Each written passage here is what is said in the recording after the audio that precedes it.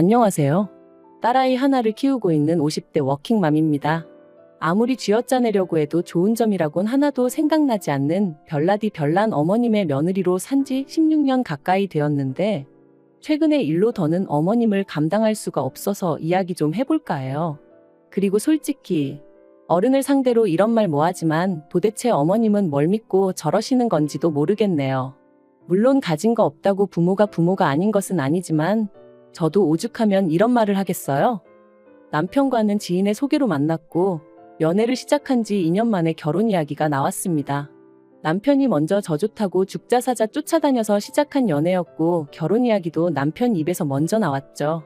당시 저는 서울에서 여대를 졸업한 뒤 바로 취업에 성공해 회사를 다니는 중이었고 남편은 작은 식당을 운영하고 있었어요.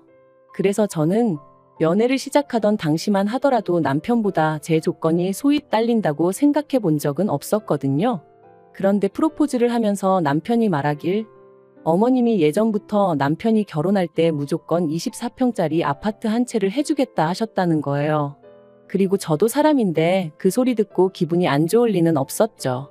남편이 그 정도를 해올 거란 기대를 하고 있던 게 아니었기에 놀라기도 했었고요. 그런데 문제는 그 아파트를 이유로 언젠가부터 어머님은 계속해서 남편이 믿지는 장가를 간다는 식으로 말씀을 하셨습니다.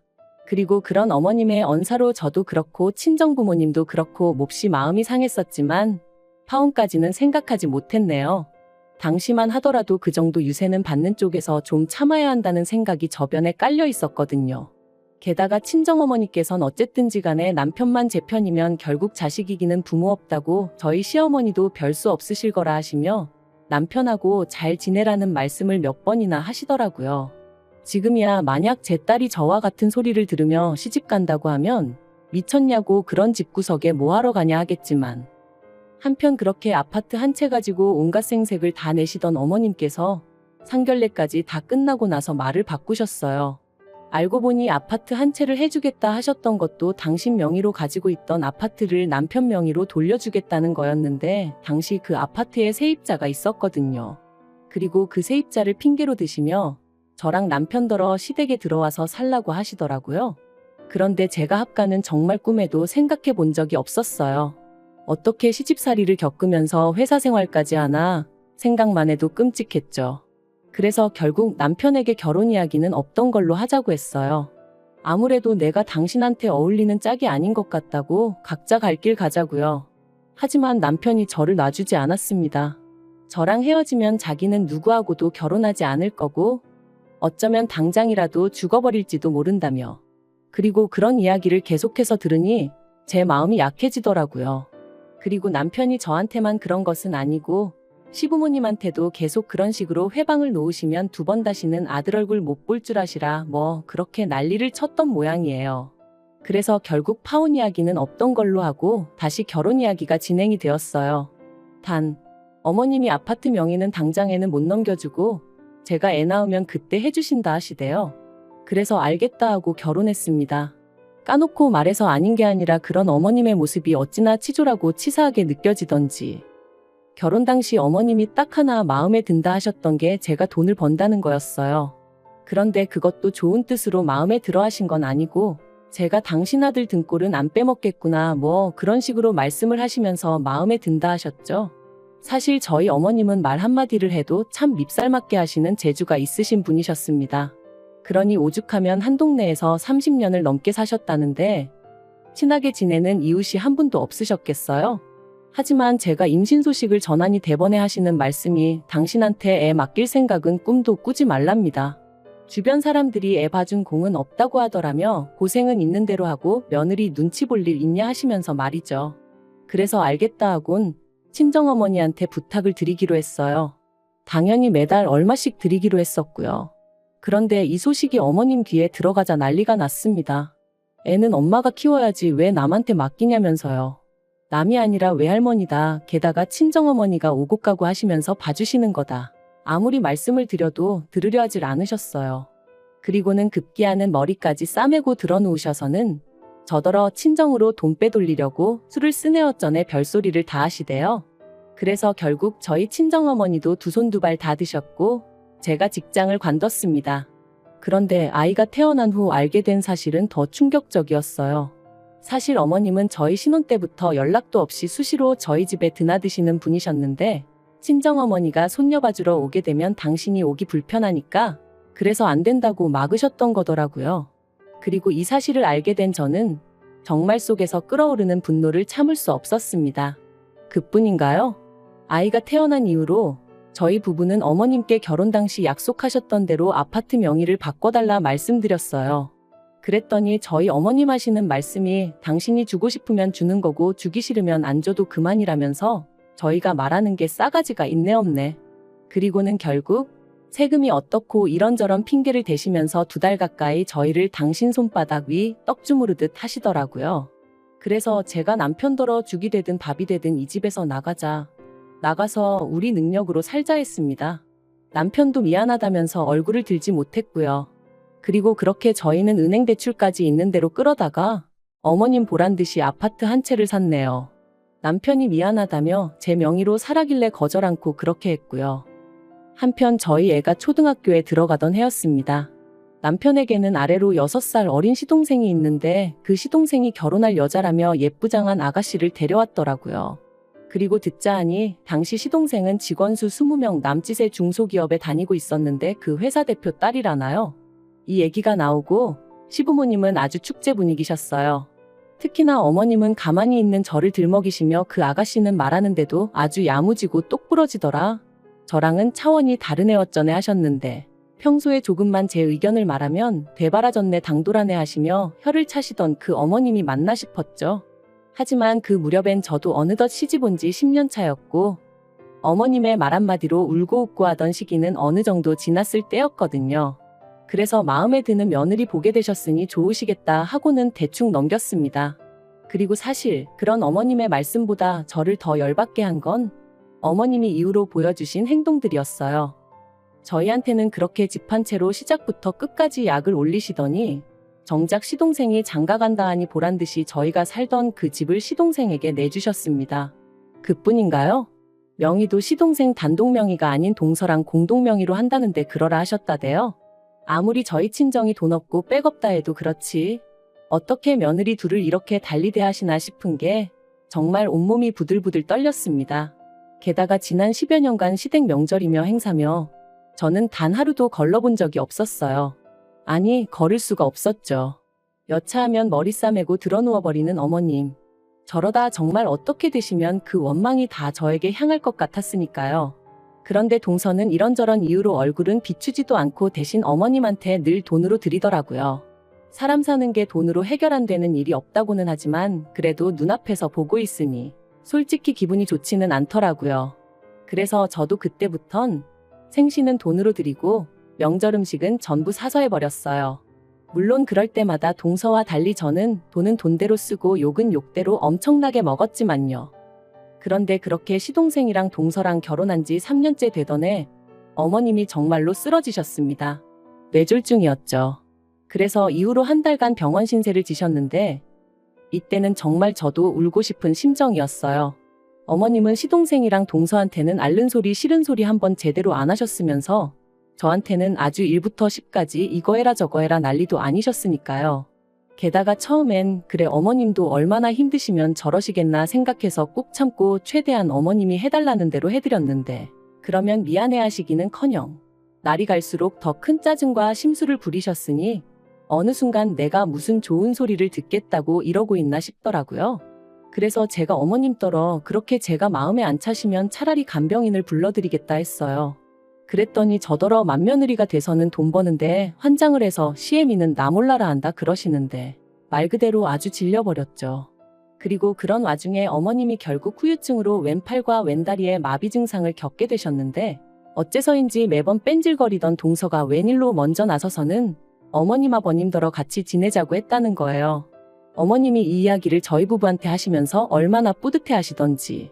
그래도 지난 세월 동안 어머님의 그 비위 맞추고 고생한 며느리인 저한테는 수고한다 말씀 한번 해주신 적 없으셨던 분이 그러는 걸 보고 있자니 얼마나 서운하고 서러웠는지 몰라요. 그런데 자세히 들어보니 시동생이 조건을 걸었더라고요. 어머님 아버님이 자기들과 함께 살게 되면 두 분이 원래 사시던 집은 비어있게 되지 않냐면서 그 집을 넘겨달라고 했다나요? 그래야 뭐 절세가 되고 어쩌고 온갖 가머니설을 해가면서 말해요. 저랑 남편은 그 이야기를 듣자마자 절대로 그렇게 하시면 안 된다고 했어요. 절세가 얼마나 되고 그런 건 잘 모르지만 그래도 재산이라는 게 한번 넘어가면 다시 가져오기도 어려운 법이라고 그렇게 하지 마시라고요. 하지만 시부모님, 특히나 어머님께서 니들이 그런 말을 할 자격이 있냐면서 역성을 내셨습니다. 애 낳기가 무섭게 집 내놓으라고 한 것들이 니들 아니냐면서 그래놓고 동생한테 재산 까게 생겼으니까 그게 셈이 나서 부모 자식 간에 이간질을 하느냐고. 정말이지 저희를 세상에서 둘도 없는 쓰레기들처럼 몰고 가시더라니까요. 결국 제가 남편더러 그냥 신경 쓰지 말자 했어요. 이제 어떤 일이 생겨도 그건 시부모님 두 분의 문제이지 우리가 나설 게 아닌 것 같다고요. 하지만 그렇게 시동생네와 시부모님이 합가를 시작하기로 한 날짜까지 일주일인가 남겨놓고 일이 터졌습니다. 회사에서 평소와 다름없이 일을 하고 있는데 어머님한테 전화가 걸려왔어요. 다행히 회의가 끝난 직후라 잠깐 짬이 돼서 전화를 받았고요. 그런데 어머님 목소리가 파르르 떨리면서 시동생네 가셨는데 모르는 사람이 있답니다. 그래서 제가 설명을 좀 자세히 해보시라니까 그 집에 원래 살던 사람들은 이사를 갔다고 그런다며 혹시 저더러 뭐 들은 거 없냐는 거예요. 저는 금시초문이었고 그래서 일단 남편하고 통화를 해보겠다 했습니다.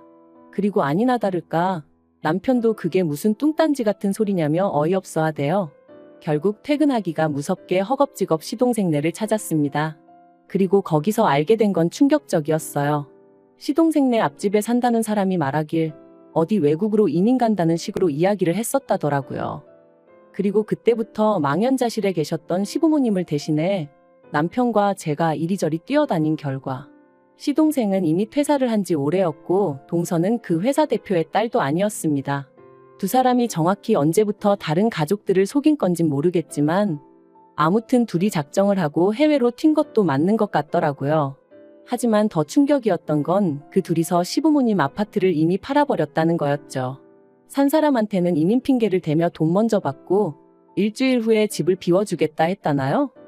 어디 뉴스에나 나올 법한 불효자식이 시동생이었다니 거기다 그동안 저희가 알고 있던 동서는 누구였는지 모든 게 받아들이기 어려운 현실이었어요. 하지만 당장 그런 것보다 더 큰 문제는 오갈 데가 없어진 시부모님을 어떻게 하냐는 거였죠. 그리고 결국 두 분을 거리로 나앉게 할 수는 없었으니 저희 집으로 오시게 했습니다. 그런데 미안해서 어쩔 줄 몰라 하시는 아버님과 달리 어머님은 시작부터 저희를 어찌나 곤란하게 하셨는지 몰라요. 그 와중에 당신이 쓰시던 가정가구를 다 챙겨와야 한다며 억지를 쓰셨으니까요. 그래서 그나마 남는 방이 하나 있어 다행이지 그렇지 않으면 두 분 오시라고도 못할 판인데 그것까지 어떻게 다 가져오냐고 안 된다 했어요. 그랬더니 벌써부터 제가 당신을 구박하니 어쩌니. 게다가 그뿐만이 아니었습니다. 저희 딸애를 붙들고 걸핏하면 제 험담을 하셨던 모양이에요. 그런데 딸애하고 저는 주변에서도 부러워할 만큼 자매 같은 모녀 사이였단 말이죠. 그러니까 딸애가 어머님더러 듣기 싫다 그만하시라 했던 모양입니다. 그랬더니 이제 제가 평소에 딸애한테 할머니인 당신 욕을 얼마나 해댔으면 저러겠냐고 가정교육을 운운하시더라고요. 그리고 그런 말도 안 되는 언쟁이 매일같이 오가니 결국 저희 딸애가 우울증 증상을 보이기 시작했어요.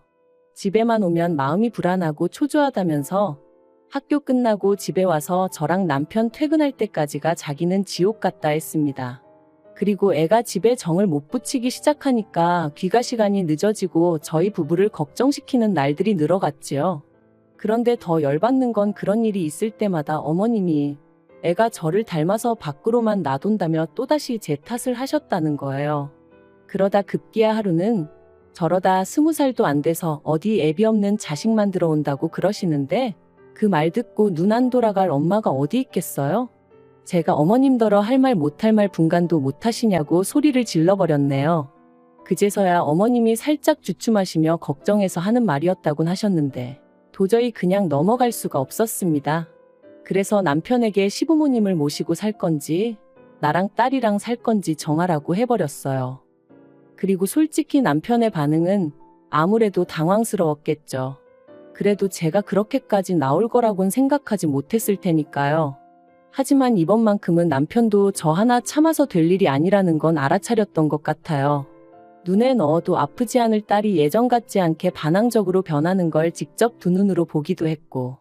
그리고 남편이 결국 시부모님과 마주 앉았습니다. 남편은 어머님한테 도대체 왜 그러시냐 물었는데 어머님의 대답은 어이가 없었습니다. 결혼할 때부터 제가 남편을 인질 삼아 당신 뜻을 좌지우지하려 들었던 게 가슴에 맺혔다는 거였어요.